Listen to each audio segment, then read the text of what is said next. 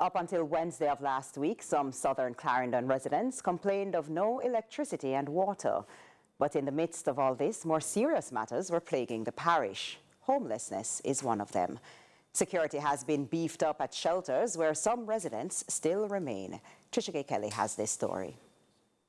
Over the past week, analysis has shown that sections of southern Clarendon had faced brutal hits from Hurricane Beryl. It's for this reason the Prime Minister, Member of Parliament for South East Clarendon, Colonel Charles Jr., and the Jamaica Defence Force all revisited the impacted areas on Saturday. Many have been left homeless due to the number of houses destroyed in the parish. At least one shelter is still active, where citizens can receive household items including mattresses, tarpaulins and food packages. Minister Charles Jr. explains, however, that the areas must be kept safe. We also focus our attention on the shelters where JDF gives us support in terms of safety there to ensure that particularly shelters like Rocky Point that is still active and evolving in terms of persons we find going back to the shelters for one reason or the other, that those shelters are safe spaces. The JDF was advised prior to Hurricane Beryl that teams would be required to assist with recovery efforts.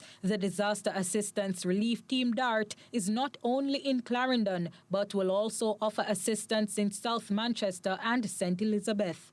Vice Admiral Antoinette Wemyss Gorman says her team will continue to fulfill its mandate to the nation.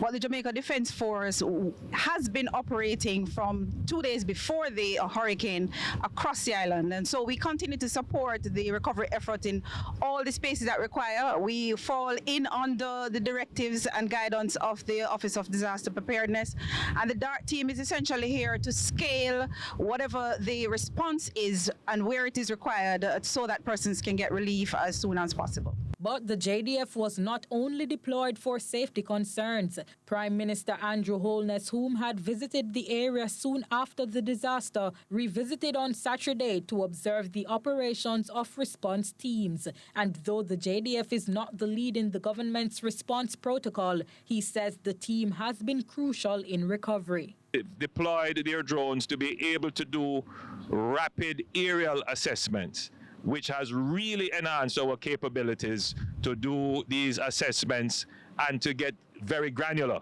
and to see scale of damage. And so it is these kinds of capabilities that the JDF will bring to our response. Trisha Kelly, CVM News.